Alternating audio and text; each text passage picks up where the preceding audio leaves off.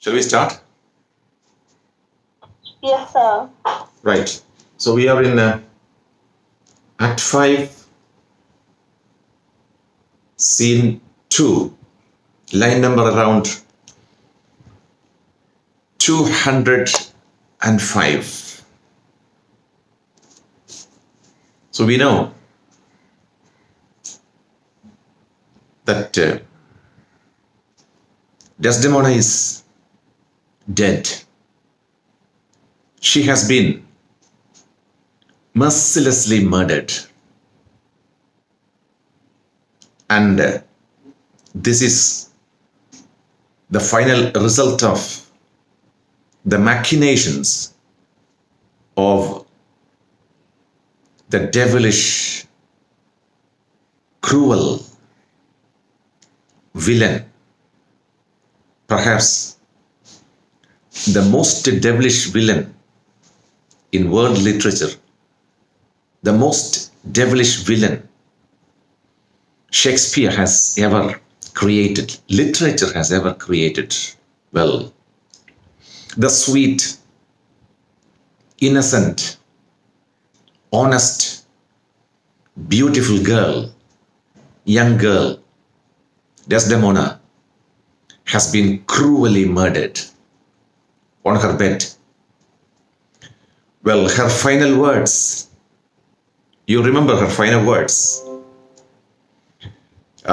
She said to Emilia, well,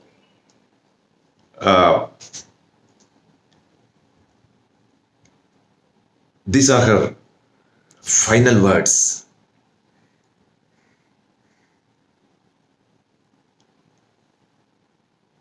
I myself am responsible, she says.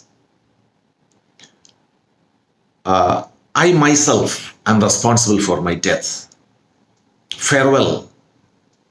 Commend me to my kind Lord. Her dying words. These are Desdemona's dying words.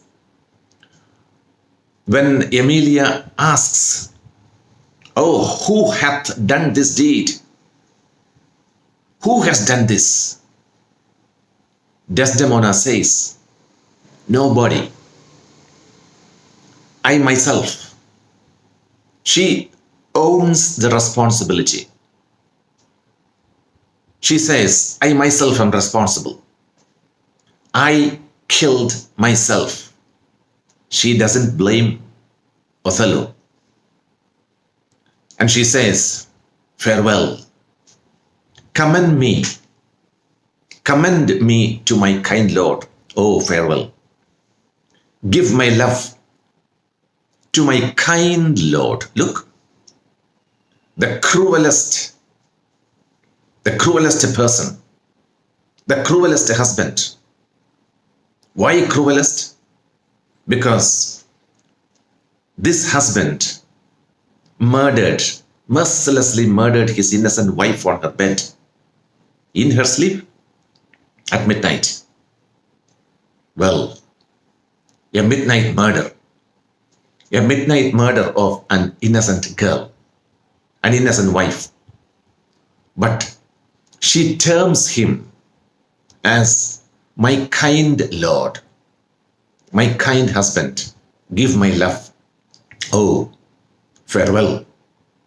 These are her last words. And in line number 205, we meet, well, everything is over. The murder is over. We meet Gratiano, who is Desdemona's uncle, father's brother. Gratiano, Brabantio's brother. Oh, poor Desdemona. He says, "I am glad that thy father is dead. Your father is dead. I am glad." Why? Because thy match, your marriage, was mortal to him. It was your marriage that made him die of grief. before his time. Well, it was your marriage that killed him. He died from grief, and pure grief shore his old thread in twain. It was your marriage. The grief resulting from your marriage that killed him, that brought about his death. Did he live now? If he were alive now, well, this sight would certainly have hurt him. This sight would make him do a desperate turn. Yes, well, this sight would have made him miserable, the most miserable man in the world, very terribly sad, terribly desperate. Yes, curse his better angel from his side and fall to reprobation. Well, this sight would make him curse the heavens, because this is enough for a person to lose his belief in God and heaven. He would curse anyone. Well, my daughter, my innocent daughter, cruelly, mercilessly murdered, my most innocent daughter. Well, this is enough for any person, any human being, to lose his belief in God and heaven. He would curse heaven and fall to reprobation and be damned to hell. Well, this is where we stopped. So just, to take a final look at the structure of a Shakespearean tragedy. This is the structure of a Shakespearean tragedy. Well, look at this. This is the exposition. The first act, the opening scene, and then the rising action. The rising action and the complications. So all the characters are introduced here, and then the problem is discussed, and then the complications start, the rising action, and it finally reaches the climax, which is the murder of Desdemona. Desdemona is murdered. So the exposition, complication, rising action, and the climax, and then what? The falling action, and the final resolution, the denouement. So the climax is now over. That is, Desdemona has been killed, and now what remains? Well, the complication, the falling action. The matter should be explained, and that is what is taking place now. The things are explained, everything becomes clear, and finally the denouement. What remains? The final, the villain of the piece, that is Iago. He should be punished. Well, that will occur, that will happen towards the end of the scene. The cruelest, devilish, the most devilish villain should get punished in the final denouement, because the mental disposition, the state of mind, our state of mind, the mental disposition when the viewers get into the theater, get into the playhouse, the theater. Well, we are normal human beings.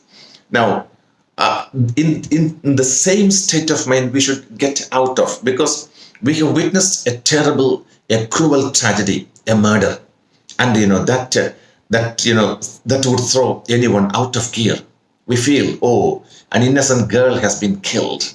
Well, we become very, very sad, and that state of mind should there should be a sort of normalization, a catharsis, denouement. That is the final, resolution of the issue and the final punishment of the villain. It takes place towards the end of this scene. So this is the structure of a Shakespearean tragedy. This is the structure of Othello. Hope it's clear. Shall we proceed? Yes, sir. Right.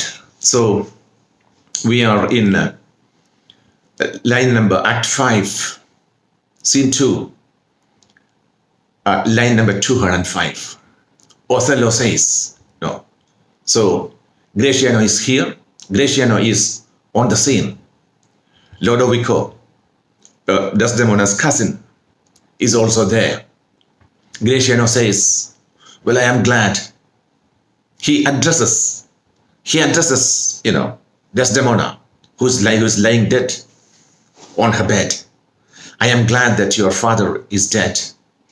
It was your marriage that killed him. The grief resulting from your, marriage, a mismatch, your marriage, that is what, killed him. Well, had he been alive now, well, he would have cursed the heavens and be damned to hell reprobation. Othello says, it is pitiful. It is pitiful. It is sad. But yet, Iago knows, even now at this point, he believes that Iago was honest. What Iago has told him is true.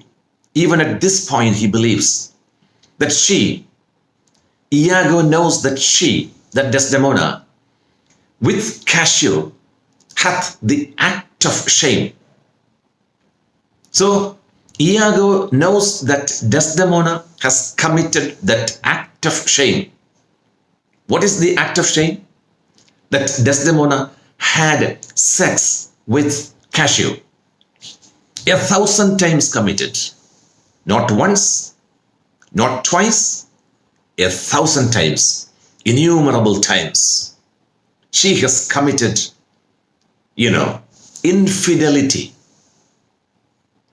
disloyalty to her husband 1,000 times.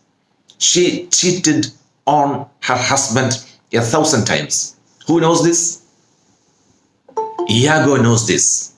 He says, even at this point, he believes that Iago was, he was true. What he said is correct.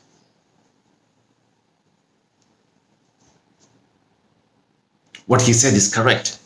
Even at this point, Othello believes him. Cassio confessed it. Not only that, he says, we know what Cassio has confessed, because Iago arranged the things in such a clever manner that Iago made Cassio talk about Bianca and to narrate the story. And from a distance, Othello was watching it. And Othello, this foolish, stupid fellow, he believed that Cassio was talking about Desdemona. In fact, Cassio was talking about Bianca. But this stupid fellow, this idiot, this gullible fellow, believes that he was talking about, Cassio was talking about Desdemona. But actually, in fact, he was talking about Bianca. So he says, this idiot says, Cassio confessed it. And we know the story of handkerchief. And he talks about handkerchief. And she did gratify. So Othello explains, honest Iago knows that Desdemona has committed infidelity. She has cheated on him 1,000 times, and Cassio has confessed it, and she did gratify his amorous works. Well, in return for that, in return for the love making, in return for his love, she gave him, my wife gave Cassio a memento, a souvenir. What is it? And she did gratify his amorous works. Amorous, love making, amorous works. with that recognizance and pledge of love which I first gave her. How did she requite him? How did she return the love?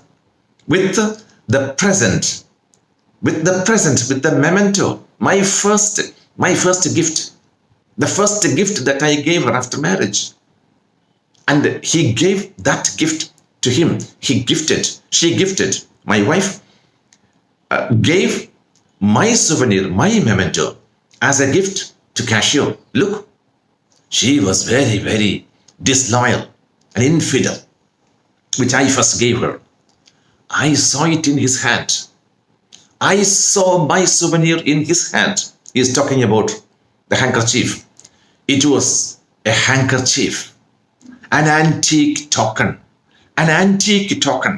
an ancient token. Well, as far as I am concerned, it was very, very dear because it is an old memento, an antique, very, very old, ancient memento token my father gave my mother. So, to me, it was very, very valuable. To me, it was, it was very dear because it belonged to my mother, my father. It was a memento that my father gave my mother. And when she died, well, we know the story of that memento. It was a handkerchief, an antique token my father gave my mother. Well, Emilia, oh heaven! Now when he talks about the handkerchief, suddenly Emilia remembers everything.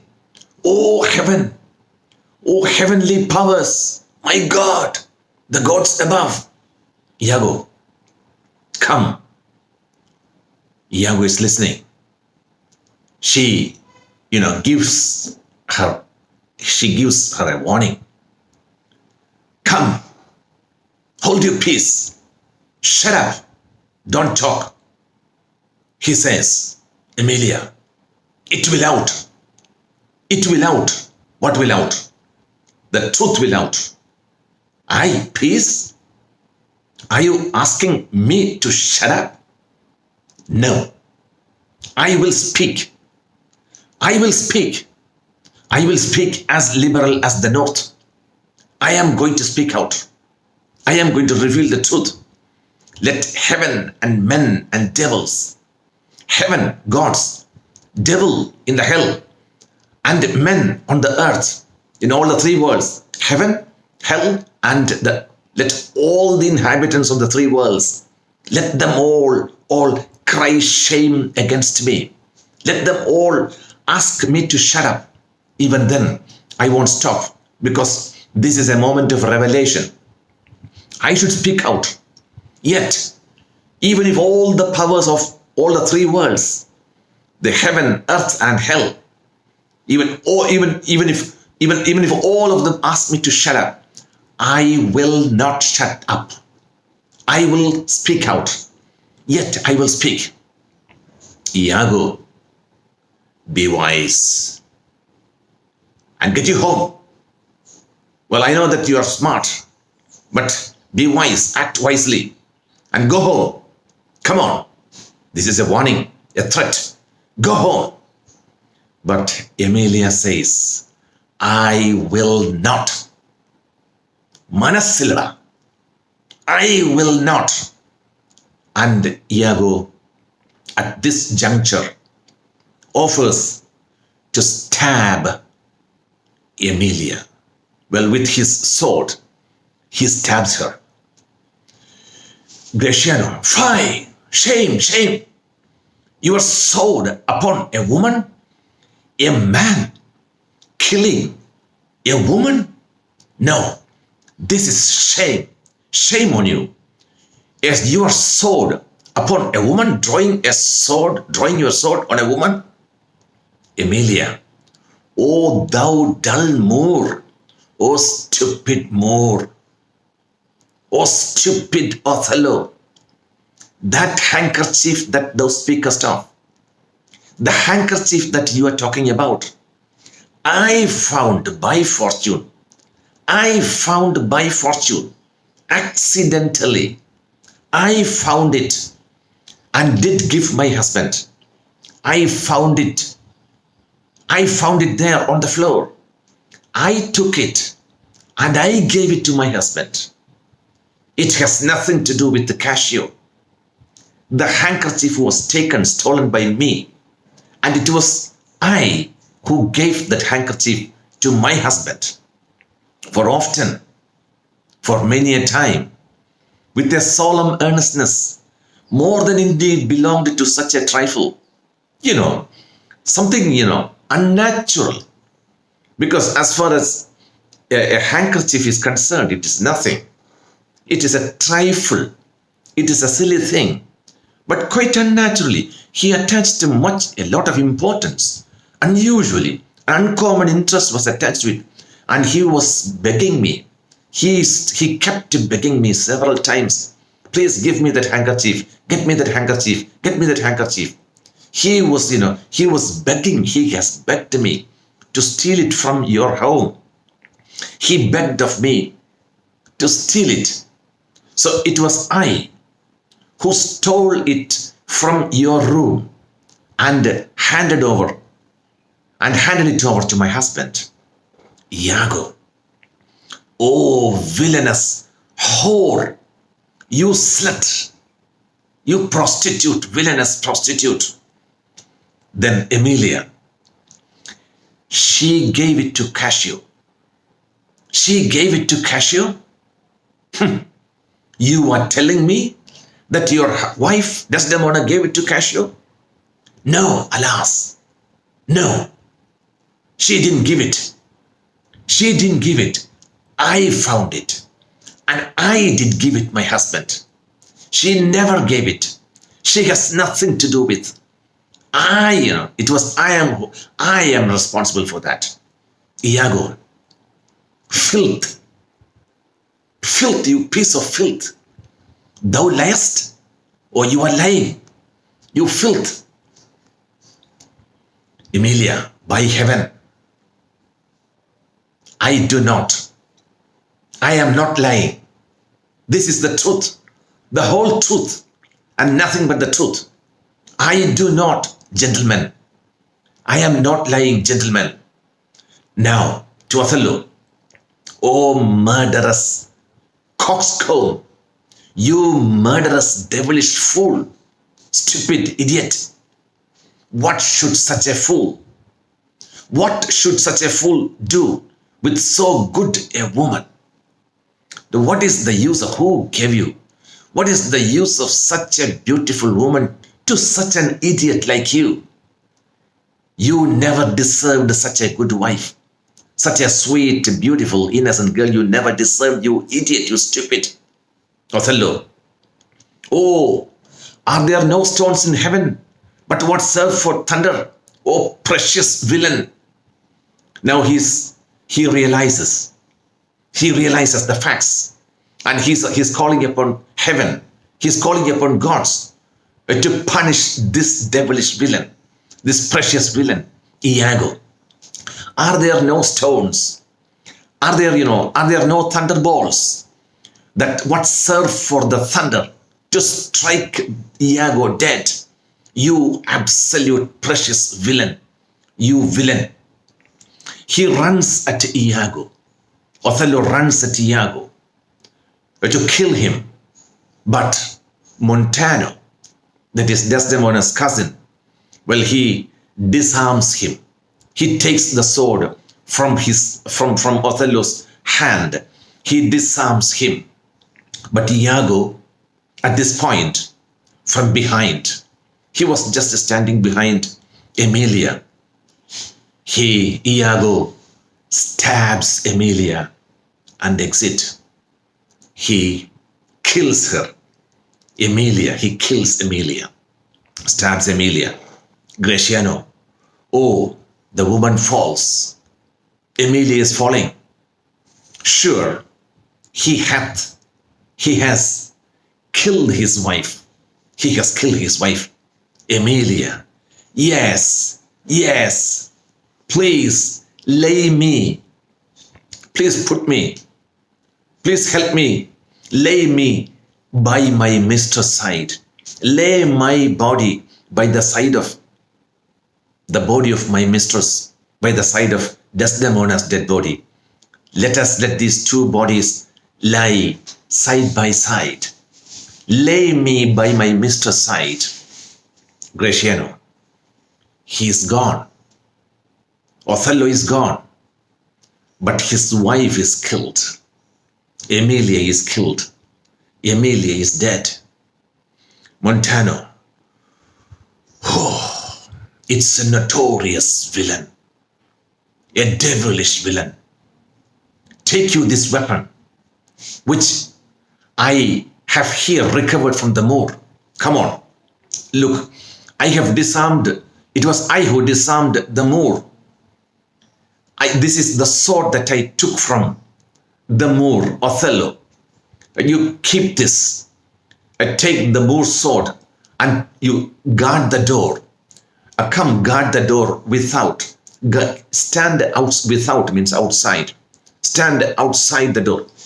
Keep watch. Keep guard of this room from outside. Stand outside the door with this sword, which is taken from the Moor. Let him not pass. No, he should not escape. He should not escape. But kill him rather. But he should not escape. Now, kill him rather than let him leave this room. Now, I will, after that same villain, I will go after that villain, that Iago, for he is a horrid criminal. He is a damned slave. Now, so Othello, should not escape, number one. Number two, the Iago should also not escape. I will go and catch him. I will go and bring him. Then Othello, I am not valiant neither. I am not valiant neither. But ever puny Wister gets my sword. But why? Why should honor outlive honesty? Let it go all. I am not that strong. Don't worry. I am not that strong. I am not valiant. I am not so, valiant, courageous, brave, neither. But ever puny Webster gets my sword. But, if a puny nobody like, Montano, if he can grab my sword, look, it was Montano who disarmed, who took the sword from Othello. So I am not valiant. I'm not strong, because such a small man, take you this, but ever such a puny Webster, such a small man, if he can disarm me and take me a sword, well, I'm not valiant. But why should honor outlive honesty? Why should my reputation, my honor, my reputation for honor last longer than my honor did? Well, let everything go. Let it go all. Let my, my valor, my courage, my honesty, my reputation, let everything go. What is the use of, because I have, almost ruined my life, Emilia. What song? What did thy song bode, lady? Now, Desdemona is lying dead. Now she is about to die. Emilia is about to die. Now suddenly she is reminded of that song, that willow song.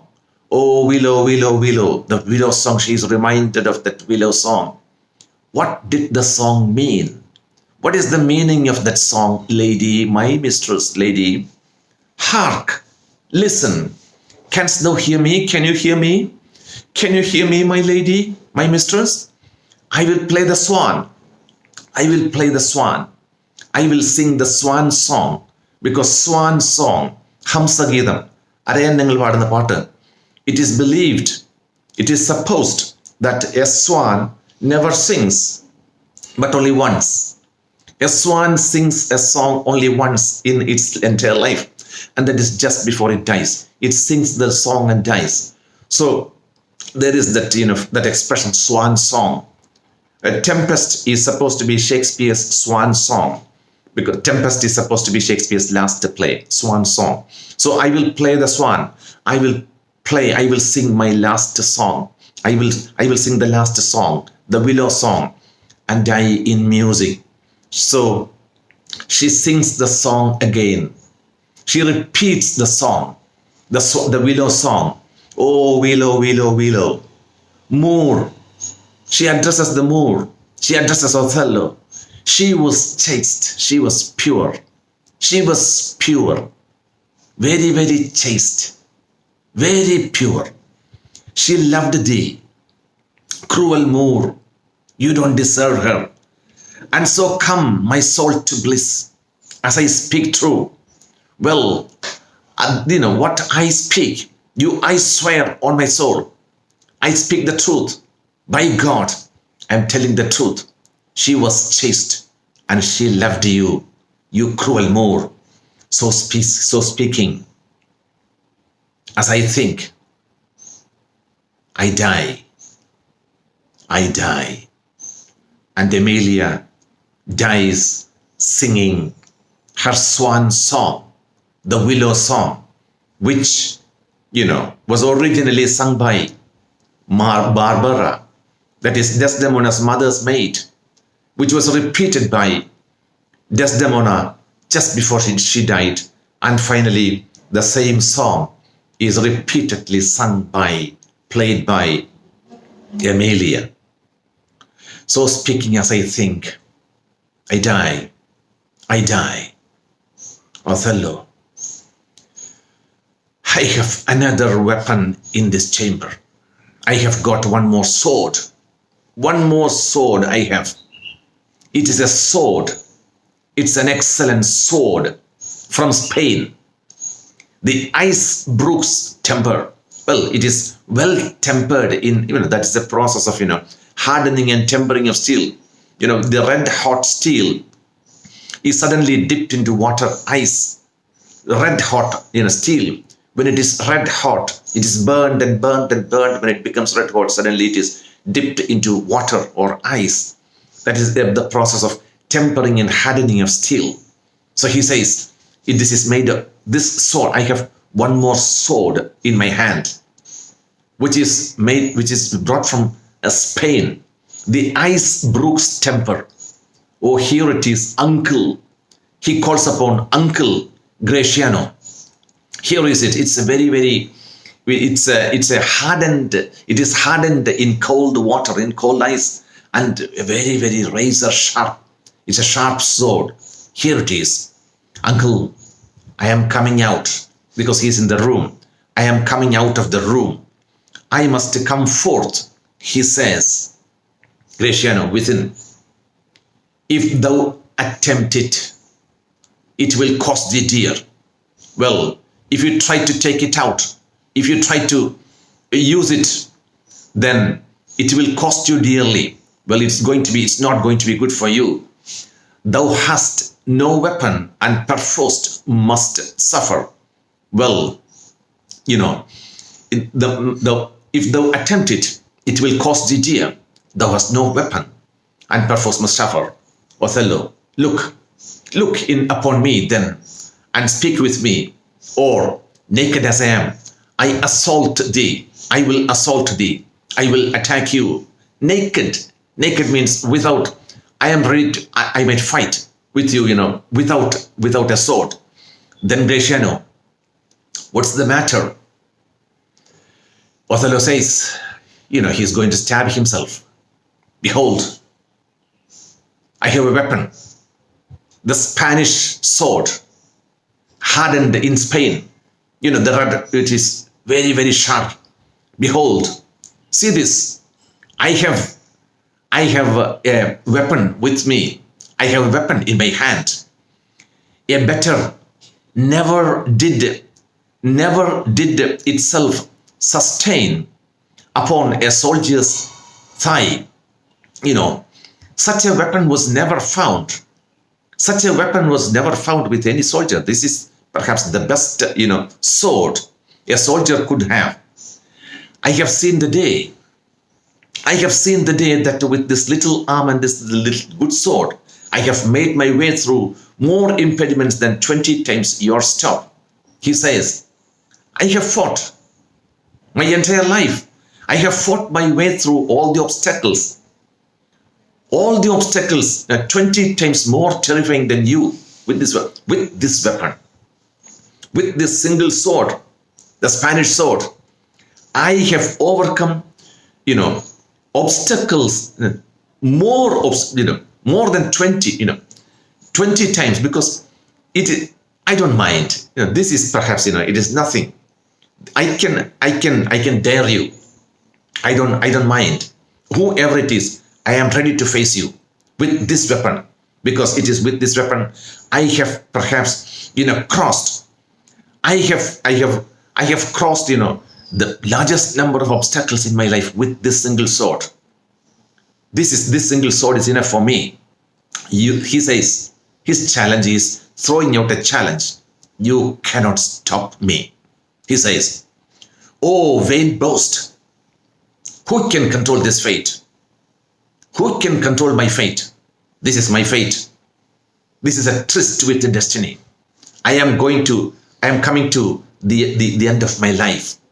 Nobody can control it. Nobody can stop this fate. Nobody can stop this destiny, because, this is going to be my tryst, my meeting with my destiny, with my fate. Who can control this fate? It is not so now. Be not afraid. Be not afraid. Though you do see me weaponed, don't be afraid. Don't worry. Because even though you see me with a weapon, don't be afraid. Don't worry. Because here is my journey's end. This is going to be the end of my journey, the end of my life. And here is my butt. Here is my butt, the very sea mark of my utmost sail. This is the end, the finishing point, the end point of my journey. The sea mark, his life is compared to a voyage, across a sea, an ocean. This is the end, this is the finishing point, the final point of, my journey, my life's journey. Do you go back dismayed? Oh, it's a lost fear, man, but a rush against Othello's breast, and he retires. Where should Othello go now? No, there is no reason to be afraid, because, you could tap me with a feather, I would back away. Now, where should Othello go? Where should Othello go? From now, where should I go? You can touch me. You just, but a rush against Othello, you just touch me with a breast, and, I will fall down. Because I am completely disarmed. I have lost everything. I have nothing to gain in this world. There is no reason why I should live. You take a feather and you touch my breast, Othello will fall down. Where should Othello go now? Why should he live? There is no purpose in life. There is no meaning in life. Now, how dost thou look now?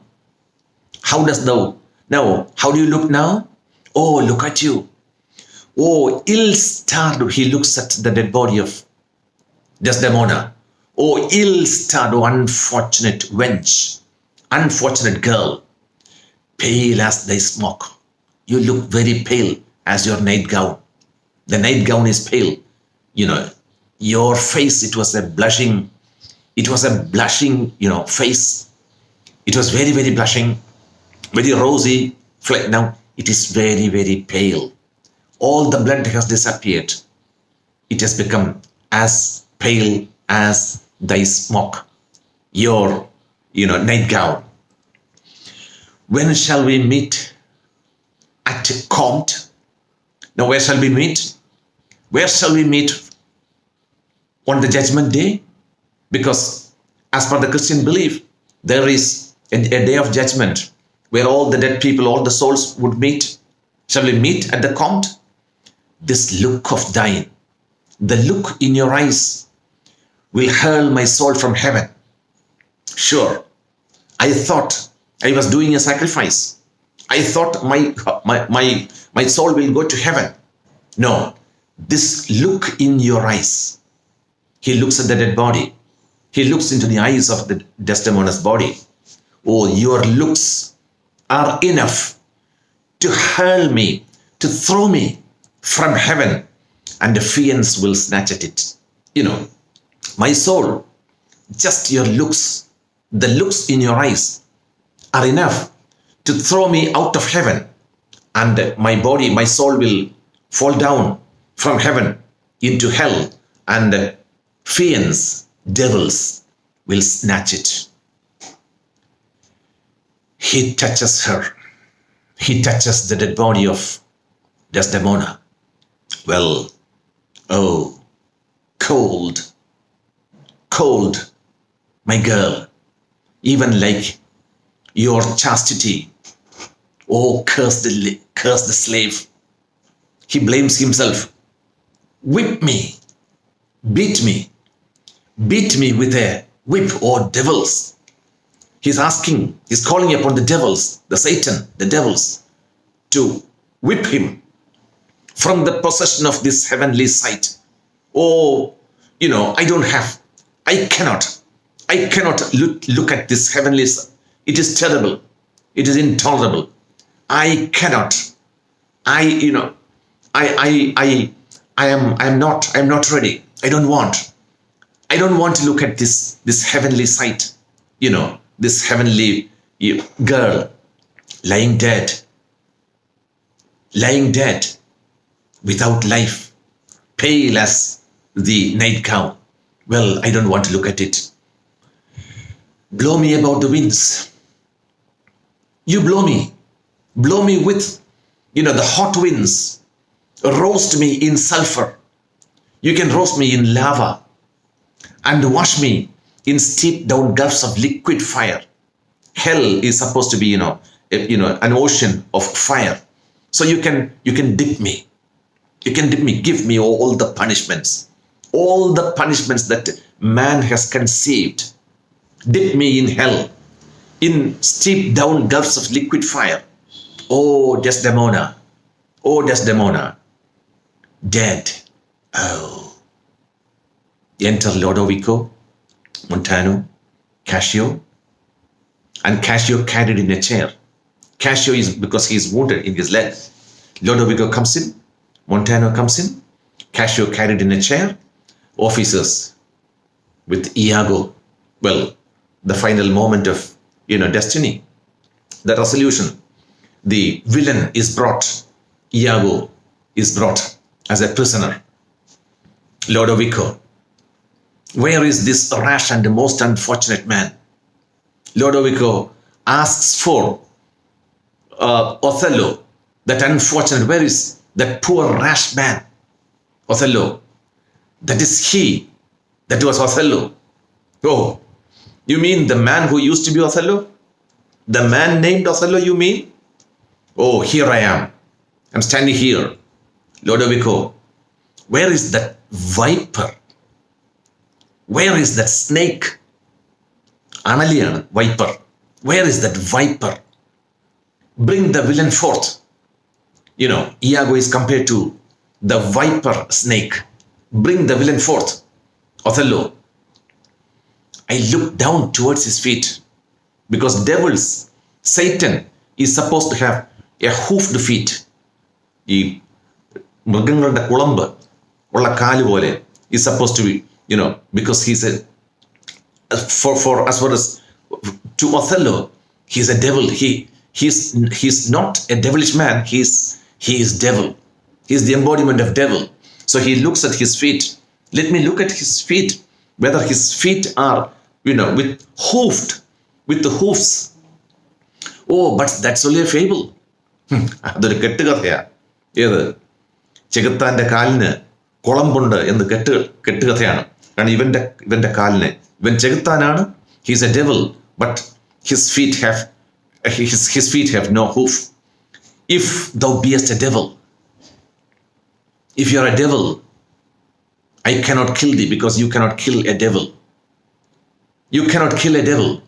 So if you are a devil, I cannot kill thee. And what happens? He wounds Iago. He wounds Iago. He attacks him. He wounds him. But is Iago killed? No. Iago is not killed. Iago cannot be killed.